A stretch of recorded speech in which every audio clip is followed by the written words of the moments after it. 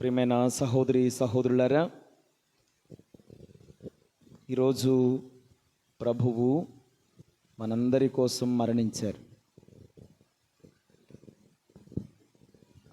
మరణించినటువంటి వ్యక్తుల కోసం చెప్పబడినప్పుడు అందరూ కూడా 1-2 నిమిషాలు మౌనం పాటిస్తారు. దయచేసి మనం కూడా కళ్ళు మూసుకొని చేతులు జోడించి మన ప్రభువు కోసం 1 నిమిషం మౌనం పాటించుదాం.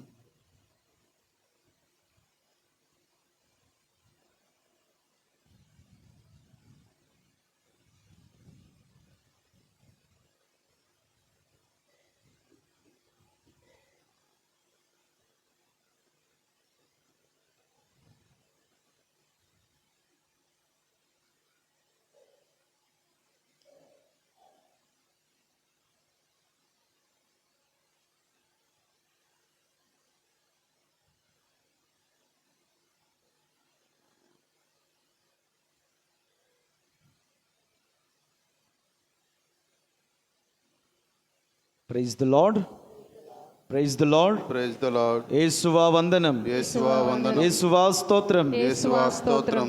ప్రియమైన సహోదరి సహోదరులారా, ఈరోజు తండ్రి అనుకున్న పని విజయవంతంగా పూర్తి చేశాడు కుమారుడు. ఎంతో ఆనందభరితుడైపోయాడు తండ్రి. మనం చూసినటువంటి ఆ చిత్రములో మరణము ఎంతసేపు చూసాము, ఆయన శ్రమలు ఎంతసేపు చూసాము, ఎక్కువసేపు దేన్ని చూసాము? శ్రమలు చూసాం. మరణము కొద్దిసేపే, ఒక 3 నుంచి 5 నిమిషాలు మాత్రమే. ఈ 2.5 గంటల సినిమా దేనికోసం? ఆయన పడినటువంటి శ్రమలు. మరణము ఒక 5 నిమిషాలు మహా అయితే. ప్రియమైన సహోదరి సహోదరులారా, చూడండి, దేవుని యొక్క ప్రేమ ఎంత గొప్పదో. తన కుమారుణ్ణి ఈ లోకానికి పంపించి మన కోసము శ్రమలు బాధలు అనుభవించేటట్లు చేశాడు. చివరికి మరణం పాలయ్యాడు కుమారుడు ఆ శ్రమలు పడుతూ ఉంటే తండ్రి దేవుడు పైనుండి మురిసిపోతున్నాడు, ఆనందపడిపోతున్నాడు. నా కొడుకు నేను అనుకున్నటువంటి కార్యాన్ని ఇదిగో విజయవంతం చేశాడు. ఈరోజు 3 సార్లు పడిపోయాడు, అయినా సరే మరలా ఎత్తుకొని ముందుకు నడిచేవాడు. చూడండి ఎంతగా ఆయన్ని చిత్రహింసలు పాలు చేశారో. ఆ సినిమా చూస్తూ ఉన్నప్పుడు చాలామంది యేసు ప్రభుని ఆ మొద్దుకు కట్టి కొడుతూ ఉంటే ఏడ్చారు చాలామంది జనం ఇక్కడ. అవునా కదా? కళ్ళంటి నీళ్ళు వచ్చాయి. ఆ ఈ సినిమాలోనే ఎంతగా క్రూరంగా ఆయన్ని హింసించారంటే బయట ఆయన్ని ఇంకెంత క్రూరంగా హింసించుంటారు ఒక్కసారి ఊహించుకోండి. వాళ్ళు పేనినటువంటి ఆ కొరడ ఫ్లాగ్నమ్ అంటారు.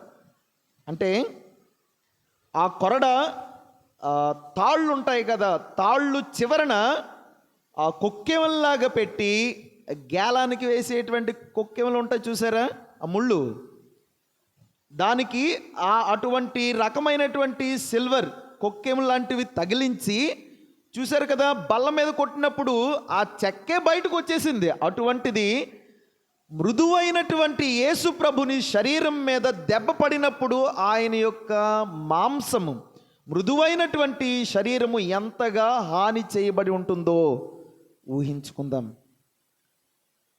ఆయన్ని ఎన్ని దెబ్బలు కొట్టారో చూశారు, ఎంతగా ఆయన్ని హింసించారో. చెంప మీద కొట్టారు. ఒక సాధారణ వ్యక్తిని చెంప మీద కొడితేనే తట్టుకోలేము, కానీ ఈ లోకానికి రాజు, ఈ లోకానికే దేవుడు అయినటువంటి క్రీస్తుని చెంప మీద కొట్టారు.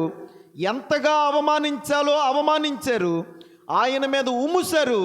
అంతేకాదు, ఆయన చుట్టూ చేరి, సినిమాలు చూసాం, ఆయన చుట్టూ చేరి ఆయనతోటి దొంగాట ఆడుకున్నారు. ఎలా అంటే ఆయన ముఖం మీద గుద్ది ఇప్పుడు ఎవరు కొట్టారో చెప్పుకో. ఇప్పుడు నిన్నెవరు కొట్టారో చెప్పుకో. ఎంత అవమానించారో చూడండి ప్రభువుని. ఊహించుకుందాం ప్రియమైన సహోదరి సహోదరులారా. దేనికోసం? ఇవన్నీ కూడా చూస్తున్నటువంటి మనం సంతోషపడ్డాం. ఈయనకి ఇలాగే జరగాల అని సంతోషపడ్డారు ప్రజలందరూ. కానీ తండ్రి దేవుడు ఎక్కడ లేనటువంటి సంతోషాన్ని వ్యక్తపరిచాడు. దేనికంటే ఆయన సంతోషం, నా కొడుకు ఇన్ని బాధలు శ్రమలు నా కోసం అనుభవిస్తూ ఉన్నాడా. అందుకనే తండ్రి దేవునికి మనం అంటే ఎందుకు తెలుసా ప్రాణం, మనం అంటే ఎందుకు తెలుసా ఇష్టం. నువ్వెన్ని శ్రమలు, నువ్వెన్ని తప్పులు చేసినా, ఎన్ని పాపముల్లో నువ్వు కూరుకుపోయినా దేవుడు నిన్ను ఎందుకు ఏమీ అనడం లేదు. క్రీస్తు ప్రభు అడ్డుగా నిలబడిపోతున్నాడు మనకి. క్రీస్తు ప్రభు మనకు అడ్డొచ్చేస్తున్నాడు. అందుకనే ఈ కారుణ్య జపమాల్లో చెప్తాం కదా, ఏమని? దుఃఖపూరితమైన యేసునాథుని శ్రమలు చూసి మరణం అని చెప్పకండి. మరలా చెప్తున్నాను, మరణం కాదు. మరణం ఎంతసేపు? 5 నిమిషాలు. శ్రమలు ఎంతసేపు పడ్డాడు చూసారా ప్రభువు? సినిమాలో 2.5 గంటలు, కానీ 2 రోజులు ఆయన శ్రమలు అనుభవించాడు. ఎంతగా ఆయన్ని హింసించారు చూశారు. అందుకనే ప్రభు తండ్రి కుమారుడు, నీ కుమారుడు అనుభవించినటువంటి శ్రమలు బాధలు చూసి ఏం చెప్తాం సమాధానం? మా మీదను సమస్త మానవాళ్ళ మీదను దయగా ఉండండి అని చెప్తాం. గట్టిగా చప్పట్లు కొట్టి దేవునికి స్తోత్రం చెప్పండి. Praise the Lord, praise the Lord. అందుకనే మనం ఎన్ని తప్పులు చేసినా ప్రభువు అడ్డుగా వచ్చేస్తున్నాడు, నిలబడిపోతున్నాడు. నా ప్రజల్ని ఏవి అనకండి. లేకపోతే ప్రభువే కనుక వాక్యంలో ఆలకిస్తాం కదా, ప్రభువే దేవుడే కనుక మన పాపములను లెక్క పెడితే మనం ఏమాత్రం. దయచేసి ప్రభుని ప్రేమను గుర్తుపెట్టుకుందాం. ఈరోజు 4 వ్యక్తుల్ని ధ్యానం చేద్దాం. మొట్టమొదటిగా మరియ తల్లి. చూడండి, యేసు ప్రభు చనిపోయారు. ప్రభువు మరణించిన తర్వాత తల్లి బ్రతికే ఉంది. చూశారు ఆ సినిమాలో, యేసు ప్రభుని వెంబడిస్తూనే ఉంది. తల్లి ప్రాణము ఎంత గొప్పదో చూడండి, తల్లి యొక్క ప్రేమ ఎంత గొప్పదో చూడండి. కొడుకుని కొడుతూ ఉంటే కళ్ళారా చూస్తూ ఉంది. ఆమెలో కలిగినటువంటి వేదనను మనం ఊహించుకోవాలి. నీ కళ్ళ ముందు నీ కొడుకును ఎవరైనా కొడితే నువ్వు తట్టుకోగలవా? నీ కళ్ళ ముందు నీ కొడుకును చంపేస్తూ ఉంటే 2 మాటలు అంటే నువ్వు తట్టుకోలేనటువంటి వాడువు, తట్టుకోలేనటువంటి దానువు. ఆయన కళ్ళ ముందే, తల్లి కళ్ళ ముందే ఇన్ని చిత్రహింసలు పెడుతున్నారే, ఉముస్తున్నారే, ఆయన్ని బాధ పెడుతున్నారు, కొడుతున్నారే, చిత్రహింసలు పాలు చేస్తున్నారు. తల్లి ఎంతగా కుమిలిపోయి ఉంటుందో ఆలోచించండి. తల్లి అటువంటి బాధను అనుభవిస్తూనే కుమారుడు మరణించినప్పుడు ఆ శిలువ మీద నుండి దింపి తన చేతుల్లో వేసినప్పుడు ఆమె ఇంకెంత బాధపడి ఉంటుంది. ఆ కన్నప్రేగు అంటాం కదా, ఆ కన్నప్రేగుకు వచ్చినటువంటి బాధను మనం అర్థం చేసుకోవాలి. కొడుకు పుట్టినప్పుడు కన్నా, ఆమె పురిటి నొప్పుల కన్నా, తల్లి బ్రతుకుండగానే కూతురు కానీ కొడుకు కానీ చనిపోతే ఆ హృదయ వేదన, ఆ కడుపు కోత ఎంత దారుణంగా ఉంటుందో మీరందరూ ఊహించుకోవాలి. అటువంటి సమయము, ఇదిగో కుమారుడు చనిపోయాడు, దించి తన ఒడిలో పెట్టారు. దానినే పియాత అంటాం, వ్యాకుల మాత అని అంటాం మరియ తల్లిని. తన ఒడిలో పెట్టినప్పుడు ఆమె ఎంతగా కుమిలిపోయి ఉంటుందో ఊహించుకోండి ప్రియ సహోదరి సహోదరులారా. చనిపోయినటువంటి నీ కూతురు కానీ కొడుకు కానీ నీ చేతిలో చనిపోయినటువంటి ఆ భౌతిక దేహం, డెడ్ బాడీ నీ చేతిలో నీ కళ్ళ ముందు ఉంటే నువ్వు ఎంతగా బాధపడతావు. ఈరోజు అమ్మ అనుభవించినటువంటి శ్రమ, ఆ బాధను అర్థం చేసుకుందాం. ఇటువంటి బాధ శ్రమ ఏ తల్లికి ఏ తండ్రికి రాకూడదు. ప్రియమైనటువంటి విద్యార్థులారా, యువకులారా, చిన్నబిడ్డలారా, మీకు చెప్తూ ఉన్నాను, తల్లిదండ్రులు బ్రతుకున్నప్పుడు పిల్లలు జాగ్రత్తగా ఉండండి. తల్లి కడుపు కోతను అర్థం చేసుకొని, తండ్రి యొక్క శ్రమను అర్థం చేసుకొని బ్రతుకున్నప్పుడు వాళ్లకు నొప్పిని కలిగించకండి. ఏదో కష్టం వచ్చిందని, బాధ వచ్చిందని, తల్లిదండ్రులు బ్రతుకున్నప్పుడే పిల్లలు చనిపోతున్నారు. అది తప్పు, జరగకూడదు.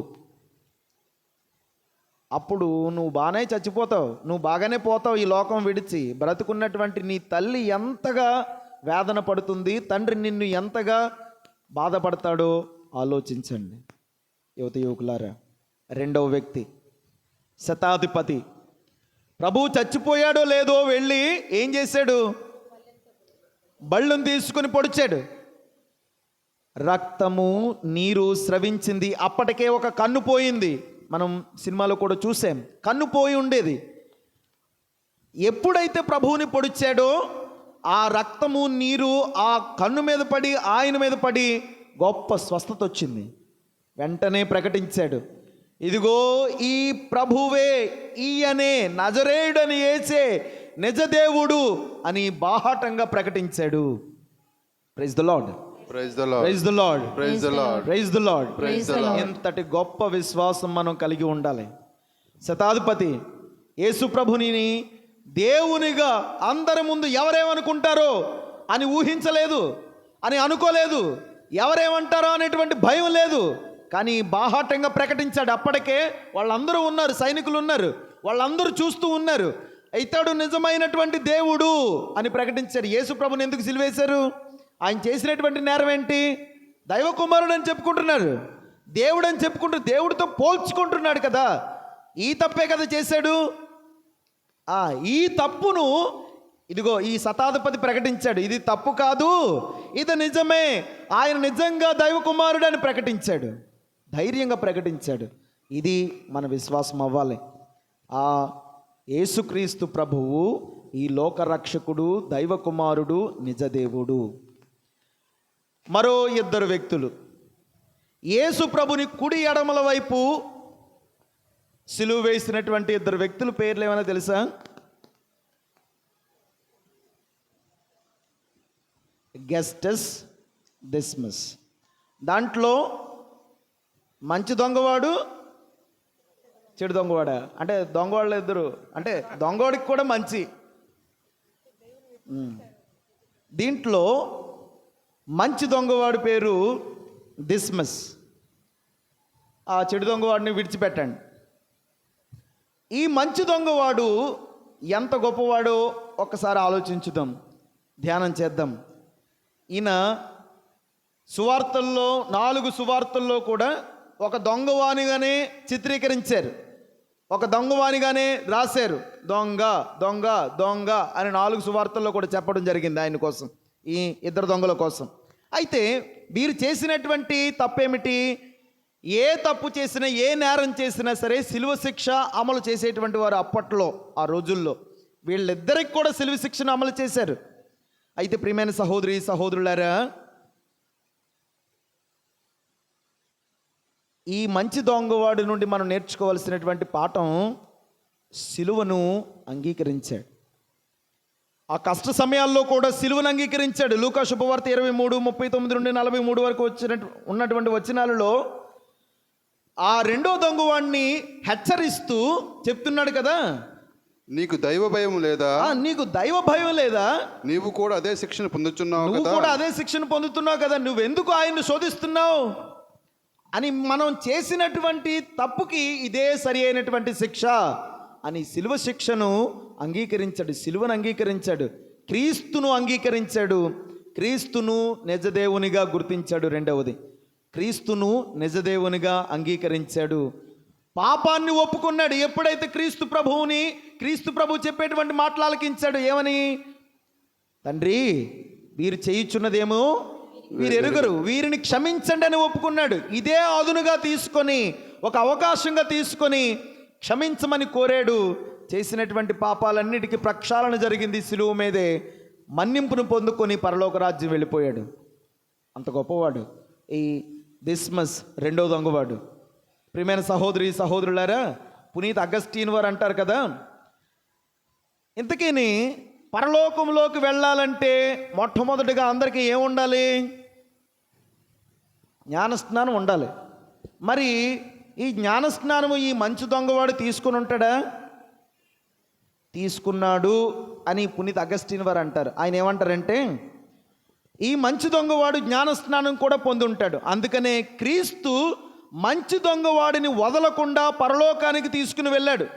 ఇంకా గమనిస్తే క్రీస్తు ఎప్పుడూ కూడా సిలువను చూడండి, తీసారా లేదు, ఓకే. మీరు ఎప్పుడైనా సిలువ చూస్తే యేసు ప్రభువు తన యొక్క మెడను, తన యొక్క ఈ ముఖాన్ని ఎటువైపు వాల్చి ఉంటుంది? కుడివైపా ఎడమవైపా? ఎడమవైపు ఏ దొంగవాడు ఉన్నాడు? కుడివైపు ఏ దొంగవాడు ఉన్నాడు?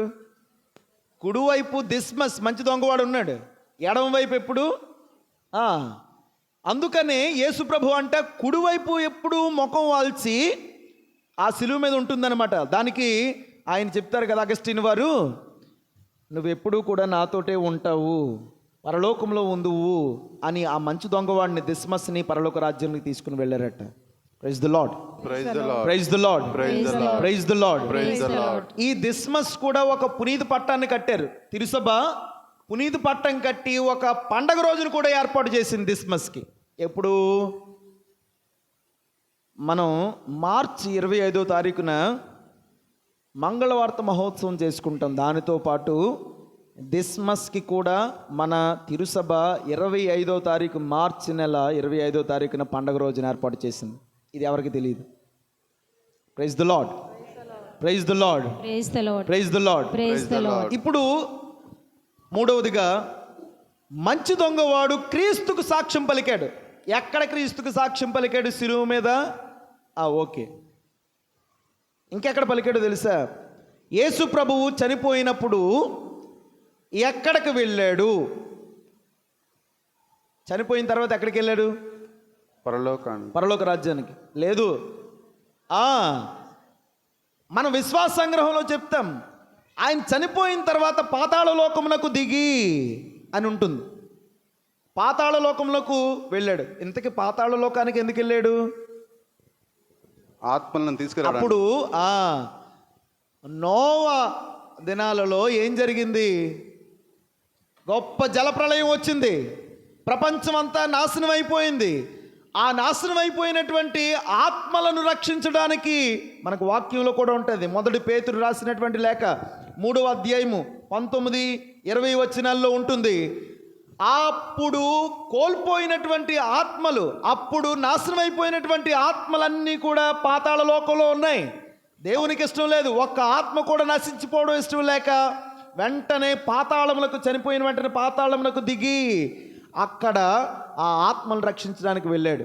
ఎంతకీ పాతాళ లోకముకు దిగినప్పుడట అక్కడ ఉన్నటువంటి ఆత్మలు ఎవ్వరు నమ్మలేదట యేసు ప్రభువుని. కారణం ఏంటి? ఇటువంటి అబద్ధ బోధకులు ఎంతోమంది వచ్చారట. ఎంతోమంది వచ్చి నేనే క్రీస్తుని, నేనే క్రీస్తుని, నేనే క్రీస్తుని అని చెప్పుకున్నారట. ఎవరు నమ్మలేదట. అప్పుడు యేసు ప్రభుతో ఉన్నటువంటి వ్యక్తి ఎవరు?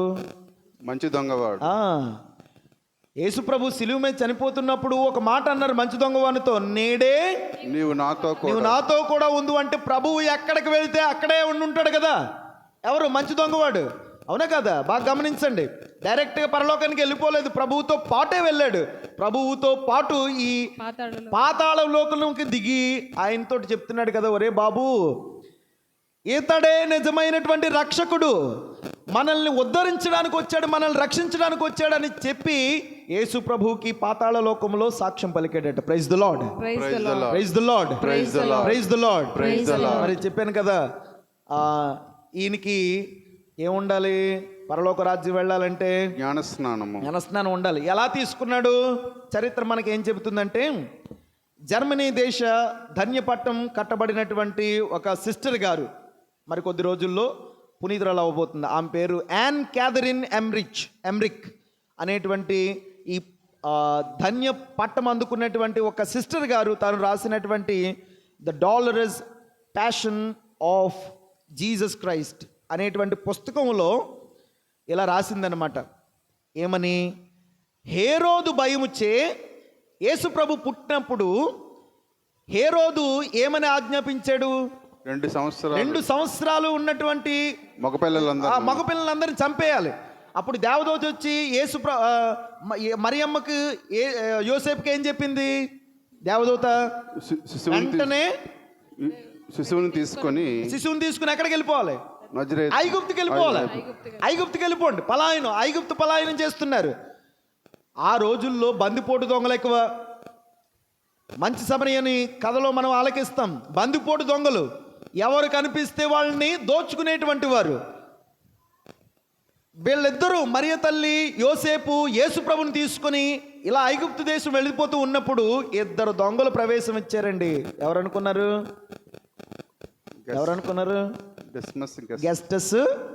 డిస్మస్. వీళ్ళ దగ్గర ఏమున్నాయి? ఏం దోచుకుంటారు? వాళ్ళ దగ్గర డబ్బులు ఉన్నాయి. ఎవరి దగ్గర? మరియమ్మ యోసేపుల దగ్గర డబ్బులు లేవా? ఎందుకున్నాయి? ఎక్కడి నుంచి వచ్చాయి? ముగ్గురు రాజులు ఇచ్చారు కదా. ఏమేమి ఇచ్చారు? బంగారము, సాంబ్రాణి, పరిమళ ద్రవ్యం. వీటిని దోచుకోవడానికి వచ్చేసారండి. ఎవరిద్దరు? గెస్టస్ అండ్ డిస్మస్.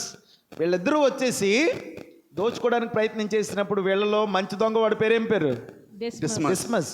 కొంచెం మనసు కరిగి పాపం చిన్నబాలుడు బాలింత మరియ తల్లి అని కనికరం కలిగి, ఇంకొకడు ఉన్నాడు మూర్ఖుడు గెస్టస్. ఎంత మూర్ఖుడు అంటే, నువ్వు డబ్బు ఇస్తావా ఇక్కడి నుంచి కదిలిస్తాను, లేకపోతే నిన్ను కదిలించను, బాలుని చంపేస్తాను అన్నాడు.